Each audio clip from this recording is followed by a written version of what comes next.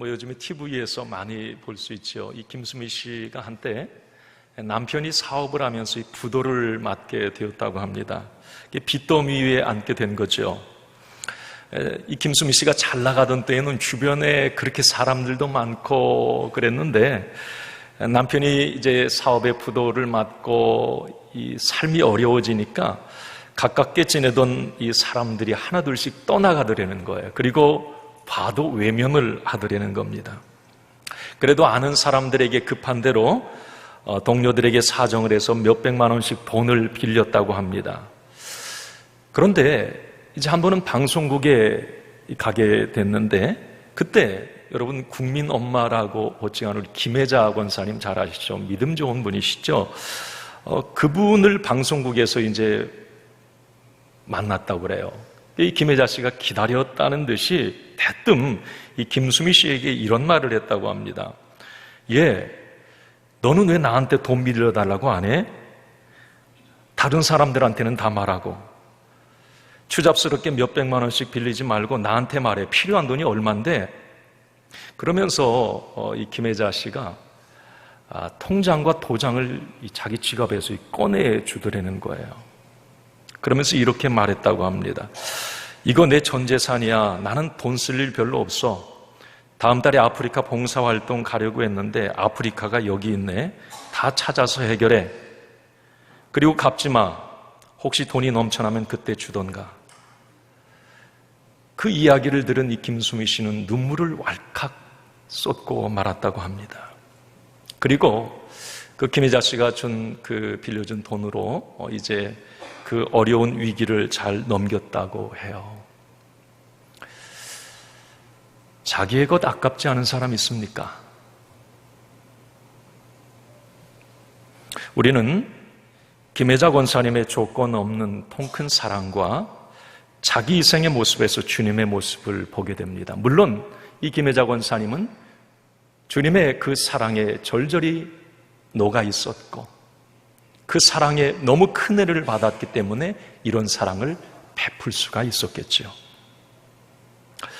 이것이 어쩌면 진정 이 시대의 우리 교회의 모습이어야 되지 않겠습니까?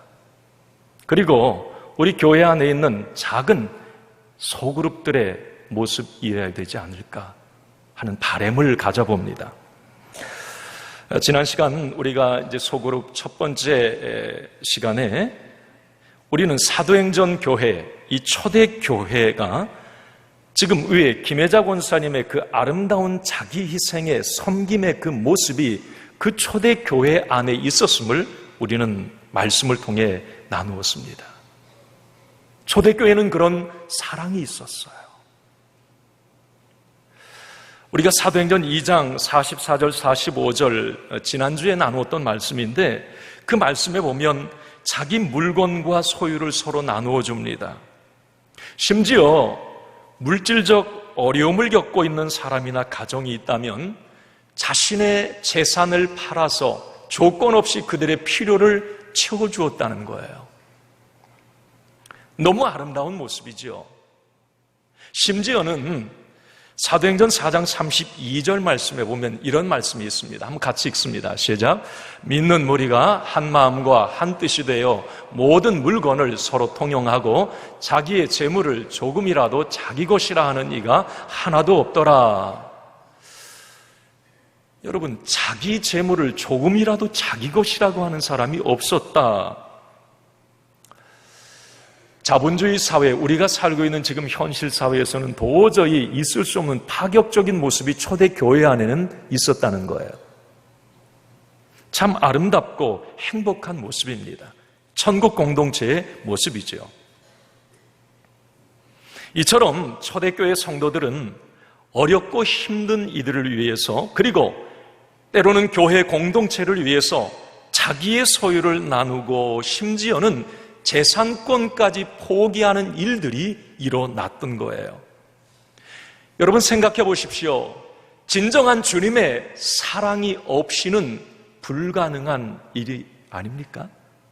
믿음이 없이는 도저히 할 수 없는 그런 모습들이 초대 교회 안에, 사도행전적 교회 안에 있었다고 하는 거죠. 우리가 역사적으로 이 사도행전이 기록될 당시의 그 시대상을 좀 보면 이 초대교회 당시에 이 사회는 오늘날도 물론 그렇습니다만은 사회가 그 당시에도 각박하고 삭막한 사회였어요. 팍팍하고 살기 힘든 사회였습니다. 그래서 가정들이 많이 어떤 물질적 어려움을 통해서 해체가 되고 심지어는 노예가 되거나 죽임을 당하는 일들이 그 당시에 참 많았다고 합니다. 이런 시대에 이 초대교회는 사랑의 울타리가 되어 주었어요. 그 당시에 그 시대에 지친 마음과 상처를 가진 그들에게 영적 병원이 되어 주었던 것입니다. 그 당시에 마음 아픈 사람들이, 세상에 힘들고 지친 사람들이, 눌린 사람들이, 상처받은 사람들이 교회만 들어오면 마음이 녹아지고 그들의 사랑에 힘을 얻었던 거예요. 교회 안에 작은 소그룹들에 들어가기만 하면 영과 육이 살아나고 꿈을 갖게 되고 위로와 용기를 얻게 되었던 겁니다. 그게 초대교회의 아름다운 모습이었어요. 이런 주님의 사랑의 DNA를 가졌던 초대교회는 오지 마세요, 교회 좀 오지 마세요, 이래도 자연적으로 교회는 날마다 사람들이 미어터지게 몰려들었어요. 왜? 그곳에 가면 자기 영혼이 살아나는 거예요. 마음에 새 힘을 얻는 거예요. 꿈을 갖게 되는 거예요. 위로를 받게 되는 거예요. 그러니 여러분, 그런 교회 찾아가지 않겠습니까? 그러면서 이 초대교회는 큰 부흥을 이루게 돼요. 우리가 사도행전 이제 이 말씀 전체적으로 보면 이런 교회, 초대교회의 아름다운 모습을 통한 부흥의 역사들이 거듭거듭 기록이 되어 있습니다. 우리가 대표적으로 성경 몇 구절 사도행전 안에 있는 이 초대교회의 부흥의 그 말씀들을 좀 살펴보면 오늘 본문의 사도행전 2장 41절 말씀 한번 같이 읽습니다. 시작. 그 말을 받은 사람은 세례를 받음에 이날에 신도의 수가 3,000이나 더하더라. 자, 여러분 이제 초대교회의 부흥의 역사 말씀을 읽어갈 텐데 숫자에 방점을 찍으면 안 돼요. 자, 3,000이나 더하더라. 왜 그랬을까? 이걸 우리는 물어야 돼요. 자, 사도행전 4장 4절에 보면 이런 말씀이 있어요. 같이 읽습니다. 시작. 말씀을 들은 사람 중에 믿는 자가 많으니 남자의 수가 약 5,000이나 되었더라. 남자의 수가 5,000이나 되었더라. 아마 그런 사람들, 그 숫자가 교회로 몰려왔어요. 왜 그랬을까? 사도행전 5장 14절에 보면 이런 말씀이 있습니다. 시작. 믿고 주께로 나아오는 자가 더 많으니 남녀의 큰 무리더라. 사도행전 9장 31절 시작. 그리하여 온 유대와 갈릴리와 사마리아 교회가 평안하여 든든히 서가고 주를 경외함과 성령의 위로로 진행하여 수가 더 많아지니라. 수가 더 많아지니라? 사도행전 16장 5절에 이런 말씀도 있습니다. 시작. 이에 여러 교회가 믿음이 더 굳건해지고 수가 날마다 늘어가니라. 아멘. 자, 여러분, 신도의 수가 3,000이나 더하더라. 남자의 수가 약 5,000이나 되었더라. 남녀의 큰 무리더라. 수가 더 많아지더라. 수가 날마다 늘어가니라. 초대교회의 열매들이었어요. 그러면 우리는 분명히 생각해야 됩니다. 초대교회가 이렇게 부흥이라고 하는, 성장이라고 하는 열매를 가져오게 되었는데 많은 사람들은 교회 부흥하면 이 부분을 생각해. 숫자의 부흥. 우리 교회 1,000명 되게 해주세요. 우리 교회 2,000명 되게 해주세요. 우리 교회 3,000명, 10,000명 되게 해주세요. 제발 그 기도하지 마세요. 여러분, 숫자만의 부흥, 이건 참된 부흥, 성경적 부흥이 아닙니다. 교회의 본질, 성경적 핵심 가치를 관가한 숫자의 부흥은 오히려 교회를 큰 위기에 빠뜨릴 수 있습니다. 초대교회가 3천, 5천 믿는 자가 날마다 늘어갔다. 여러분, 그것은 자연적으로 주어진 결과일 뿐이었습니다. 그 결과가 있게 된 분명한 원인이 있었던 거예요. 본질이 있었던 거예요. 핵심 가치가 있었던 거예요. 그 부분에 초대교회는 건강했고 하나님을 기쁘시게 했고 그런 건강의 DNA를 가졌기 때문에 초대교회는 부흥이라고 하는 결과를 가져오게 되었던 겁니다. 좀 우리 교회 좀 오지 마세요. 아니, 우리 교회 좀 숫자가 더 안 늘었으면 좋겠어요. 그런데도 밀려오는 걸 어떻게 해요? 건강한 교회의 모습이지요. 이런 교회 건강의 DNA, 교회의 본질, 이 모범 답안이 사도행전에 다 나옵니다. 그래서 교회 성장학 따로 공부할 필요가 없어요. 초대교회로 돌아가자 우리가 많이 얘기하잖아요. 교회 부흥의 DNA는 사도행전에 다 담겨 있어요. 이 모습 가지면 교회는 건강한 교회 되고, 교회는 지역사회를 살리고, 교회는 생명력 있는 교회로 자라가게 되어 있습니다. 저는 우리 주일교회가 이런 사도행전적 교회로 세워져 가기를 간절히 소원합니다. 건강한 교회가 되기를 원해요.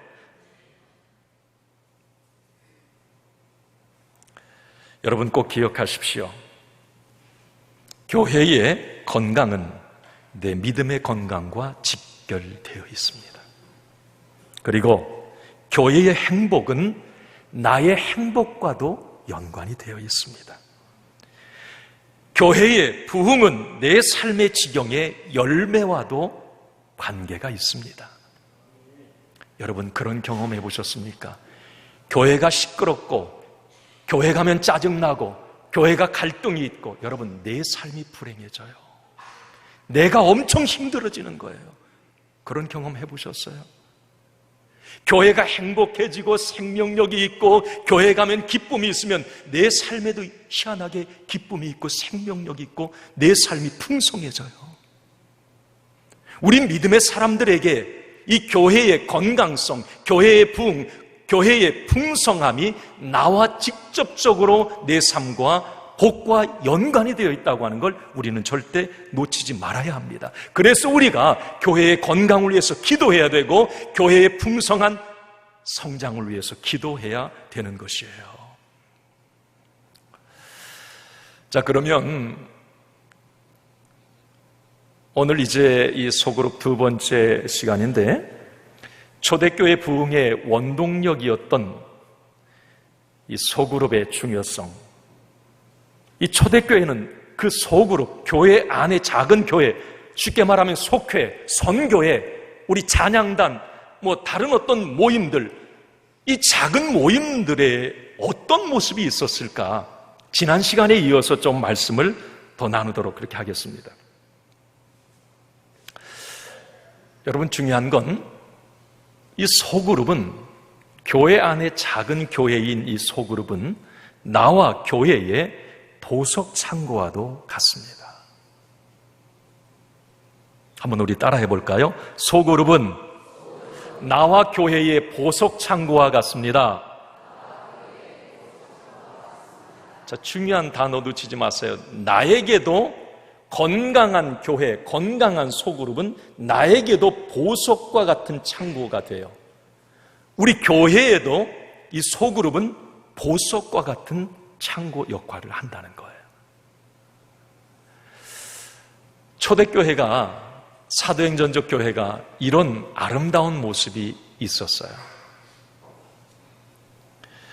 여러분, 건강한 소그룹, 나와 교회를 빛나게 합니다. 그리고 가치 있게 만들어줘요. 좀 쉬운 말로 표현하면 소그룹이 생명력 있고 건강하게 되면 내 믿음의 성장을 가져오게 하고 아까도 말씀드렸듯이 개인의 삶을 복되게 합니다. 그리고 쉽게 속회라는 말로 여러분 바꿔 생각하셔도 상관없어요. 여러분, 속회가 건강하고 생명력이 있으면 그 속회를 통해서 개인의 은사들이 발견이 되고요, 보람 있는 믿음 생활을 성도들이 하게 해줍니다.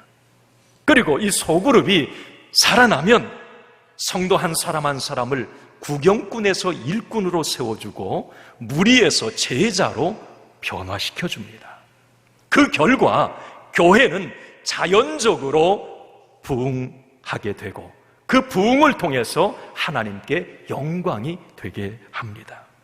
다시 말하면 성경적 소그룹, 건강한 소그룹은 나와 교회에 좋은 유익을 주는 보석 창고와도 같다라고 하는 거예요.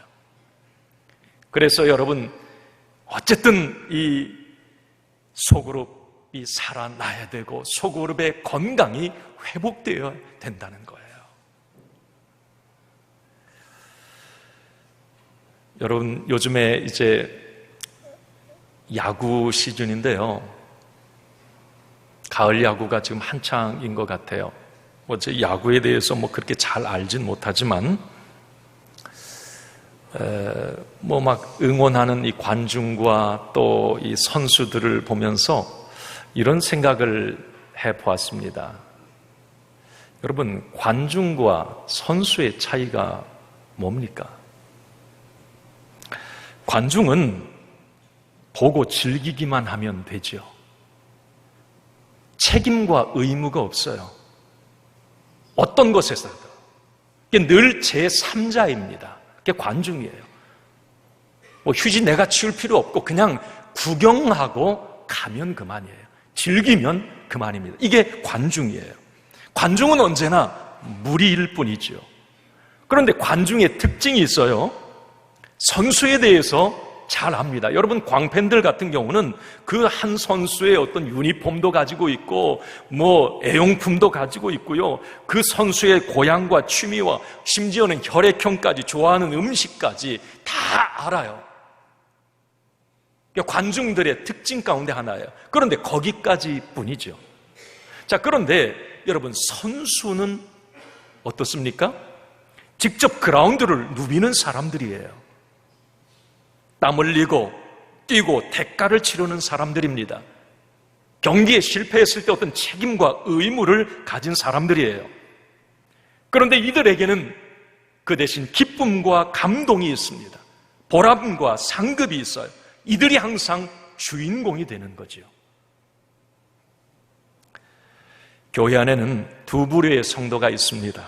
관중 성도와 이 선수 성도이죠.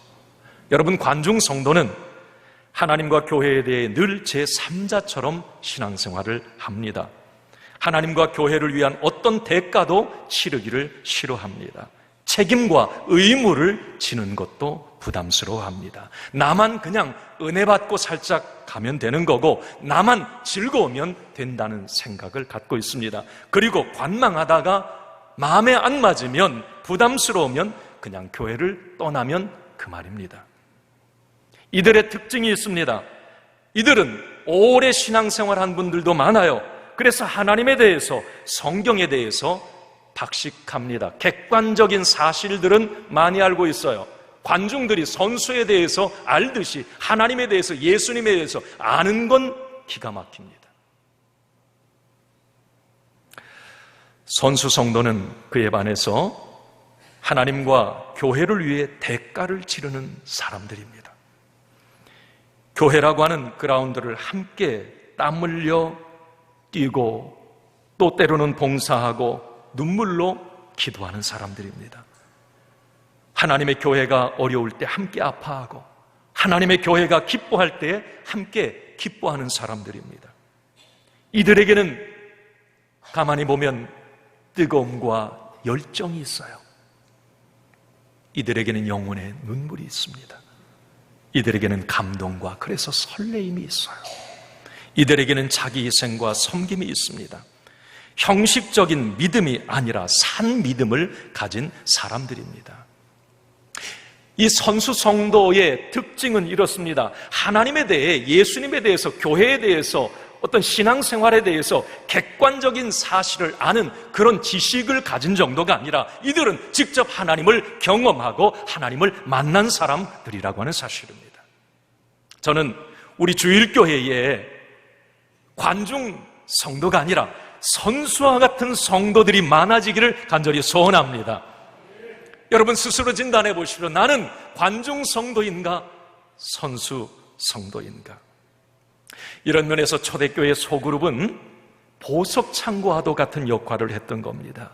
성도 한 사람 한 사람을 멋진 선수로 만들었습니다. 머리의 신앙인이 아니라 주님을 가슴으로 뜨겁게 하는 제자로 그들을 세워갔습니다.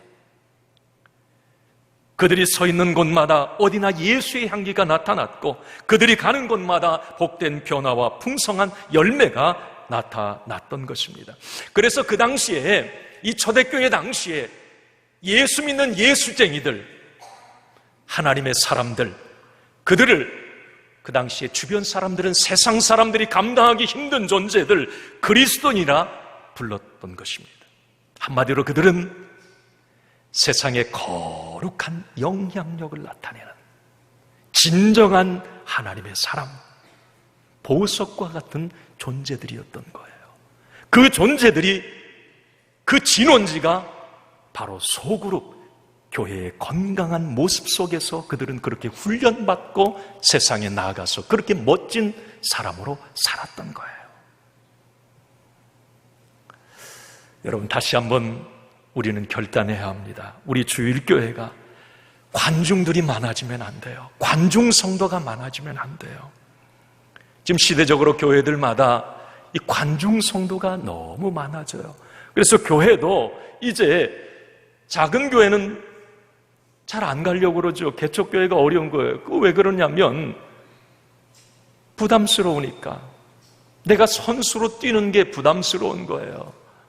그래서 많이 어려움들을 교회들이 겪고 있는데 어쨌든 여러분 오늘 이 3부에 배우신 여러분, 우리 주일교회에 속한 모든 여러분들은 나 한 사람 한 사람을 돌아볼 때 짧은 내 인생 살아가면서 내가 하나님 앞과 우리 교회 성도들 앞에 가치 있고 귀한 존재로 쓰임받아야 될 텐데 그러기 위해서는 관중에 머물러 있는 것이 아니라 선수와 같은 함께 영적 이 그라운드를 함께 누비며 함께 기도하고 섬기고 땀 흘리는 그런 선수 성도 저와 여러분이 되기를 바라고 그런 교회, 우리 주일교회가 되기를 간절히 축원합니다.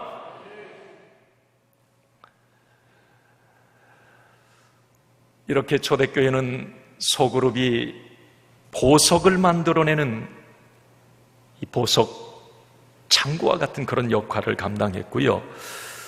마지막으로 이 초대교회는 이런 모습이었죠. 소그룹과 교회가 부흥의 진원지의 역할을 감당했던 거예요. 여러분 41절 오늘 본문에 그런 말씀이 있습니다. 41절 말씀 한번 같이 읽겠습니다. 시작. 그 말을 받은 사람들은 세례를 받음에 이날에 신도의 수가 3,000이나 더하더라.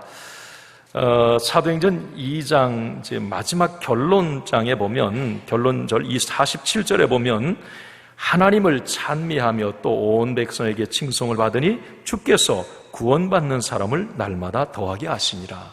그런 말씀이 있어요. 자, 여러분, 교회의 건강한 성장과 부흥은 하나님의 소원이에요. 성경에 보면 하나님께서는 예수 그리스도의 피값으로 이 교회를 세우셨기에 이 땅의 모든 교회를 영광스러운 교회라고 말합니다. 우리 주일교회도 하나님께서 세우신 영광스러운 교회예요. 그러면 하나님께서 세운 그 교회가 건강함으로 그 교회가 날마다 무럭무럭 자라고 사람들의 수가 더해지고 늘어나고 교회가 부흥되는 것, 이건 우리 주님 하나님의 소원이십니다. 여러분, 교회 부흥이 목사의 소원이 아니에요. 하나님께서 교회가 자라가길 원하시고 주께서 날마다 구원받는 사람을 더하시니라. 우리 주님이 교회가 성장하길 원하시는 거죠. 그런데 교회는 주님의 어떤 건강한 DNA를 가질 때 부흥하고 성장을 이룰 수가 있는 거예요.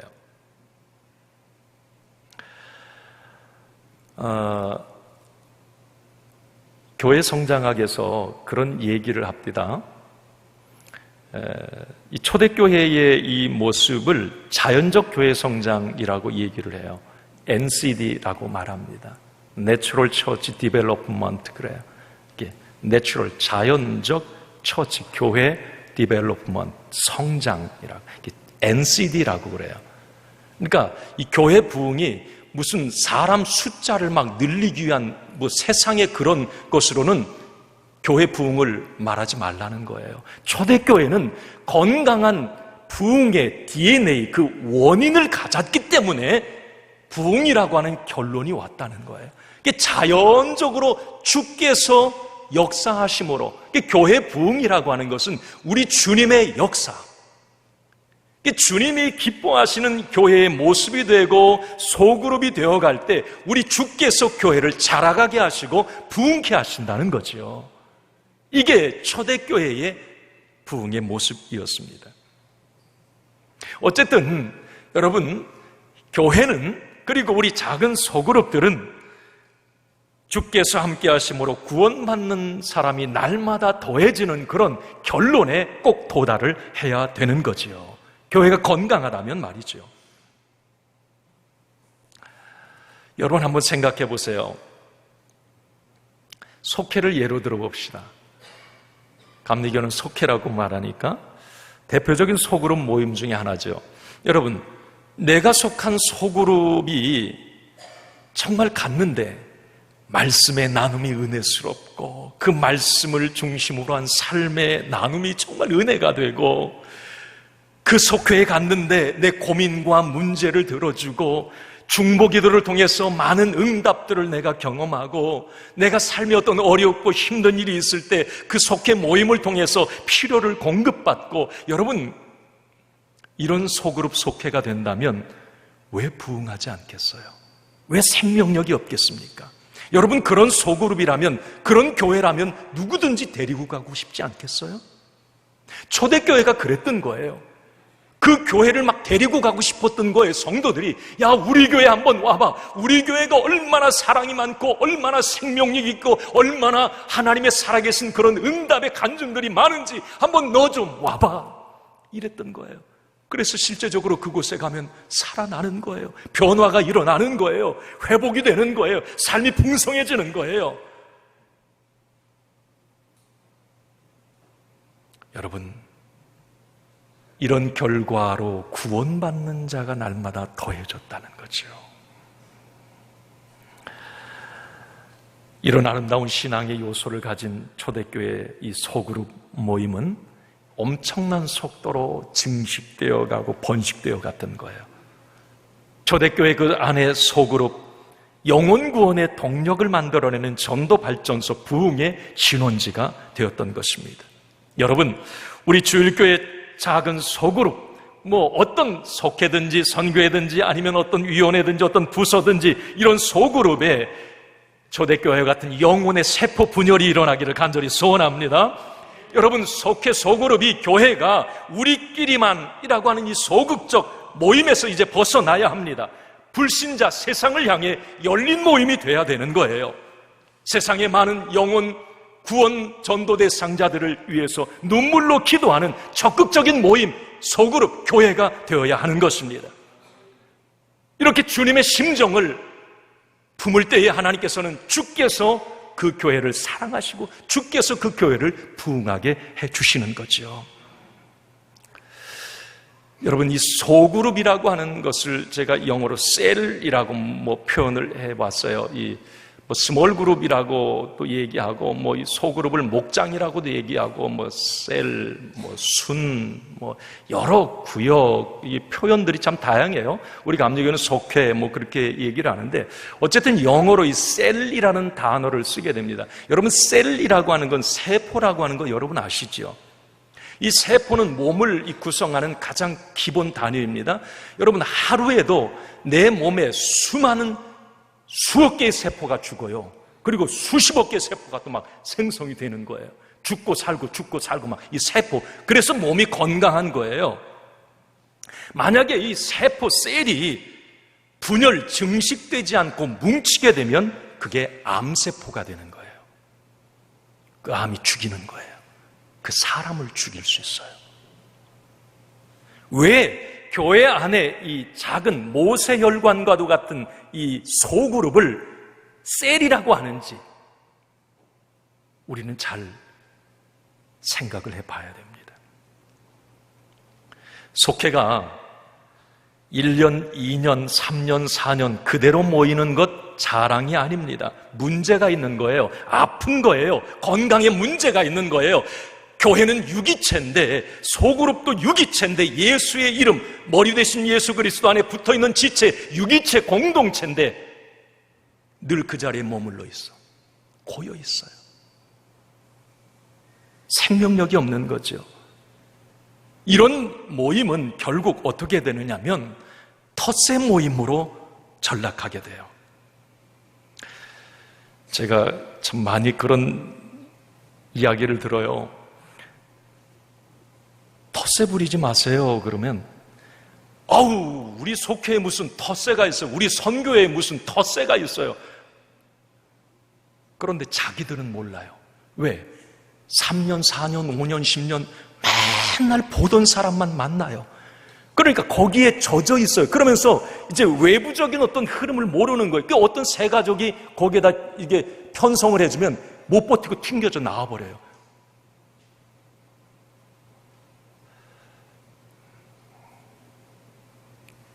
이런 분들은 다른 데에 가서 좀 속회를 재편성해서 이렇게 해주면 견디질 못해요. 너무나 거기에 젖어 있어가지고 이게 건강하지가 않은 거예요. 좀 다양한 것들을 섭렵하고 다양한 사람과 교제권이 이루어지고 다양한 사람과 어떤 신앙의 이 교류가 이루어져야 믿음이 자라는데 늘 거기에만 머물러 있는 거예요. 저는 이런 속회를, 이런 소그룹을 고인물 속회, 식물 속회라고 이름을 합니다. 생명력이 없다는 거예요. 그냥 근근히 유지해가는 이런 모습이 될 수 있다는 겁니다. 어떤 분들이 그래요. 이게 우리끼리 너무 좋아요, 목사님. 우리 이거 뭐 헤어지면 큰일 납니다. 그냥 우리 뭐 큰일 나요, 목사님. 하나님이 보시면 얼마나 마음이 아플까 하는 생각을 제가 해봐요. 그냥 듣고 웃고 말지만 저는 그게 아니라는 걸 알거든요. 해마다 그래요. 건강한 이 창조적 깨어짐이 필요한 거예요, 교회 안에. 이 말은 뭐냐면 세포가 계속 또 다른 세포를 만들어내고 그리고 또 다른 어떤 이 모습으로 자꾸 변화돼 사람이 건강해지고 자라가는데, 그래서 이 교회 안에도 이 소그룹에 자꾸 변화들이 일어나야 돼요. 새로운 사람이 들어오고 새로운 전도자가 들어오고 새로운 어떤 우리 교회 교제권 안에서 새로운 사람을 만나게 되고, 이런 창조적 어떤 분열, 세포 분열이 이 교회 소그룹 안에 일어나면 소그룹이 건강해져요. 우리 죽고 못 살아요, 우리 헤어지면 큰일 나요, 그러던 사람도 새로운 사람과 만나면 그렇게 좋아해요. 그걸 몰랐거든.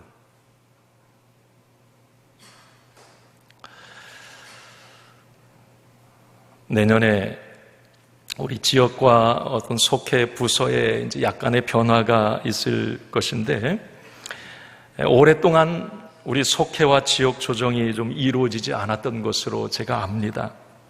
뭐 주거지의 이동도 많이 있었던 것 같고 나이의 변화 또 믿음의 어떤 변화들이 많았는데 그냥 틀은 그대로 가지고 왔던 것 같아요. 많은 분들이 재조정의 어떤 필요성을 공감하고 또 요청을 해요. 그래서 요즘에 이제 그 부서 어떤 속회 현황들을 이게 파악하면서 많이 기도하고, 어떻게 하면 이 초대교회의 이 DNA를 좀 우리가 가지고 갈 수 있을까?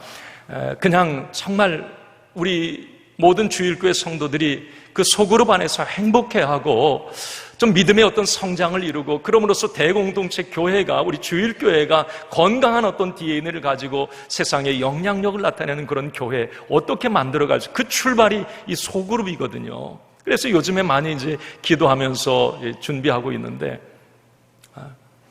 머리가 좀 많이 빠진 것 같지 않습니까? 좀.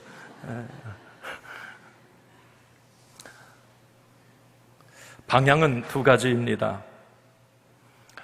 지난주에 말씀드렸듯이 다음 세대와 젊은 세대를 활성화시키는 거예요. 미래가 있는 교회를 만드는 겁니다. 지금 우리 이 지역 조직은, 속회 조직은 장년 중심으로 이렇게 되어 있어요. 그런데 이제 내년에는 한국교회 몇 교회가, 지금 앞서가는 교회가 건강한 교회로 이 부분을 지금 접목해 나가고 있는데, 우리 지역이 이제 교회 학교 이 부서, 또 그에 따른 관계된 부모님들이 지역을 이루는 다음 세대 지역들이 생겨날 거예요.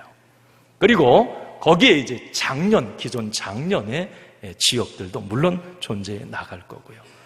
그러니까 우리 교회가 미래가 있는 교회, 다음 세대와 우리 젊은 세대를 동력화시킬 수 있는 어떤 그런 이 구조, 이 쇠를 갖춰 가야 된다는 거지요. 그 부분의 어떤 필요성, 그리고 또 우리 교회의 기존의 우리 이제 어르신들, 장년 성도들일 수 있어요. 이분들이 어떻게 행복하게 사역하고 은사를 적극적으로 잘 활용할 수 있을 것인가, 이 부분에 또 지원하고 또 고민을 하고 있습니다. 이제 말씀을 마치면서 부탁드리고 싶은 것은,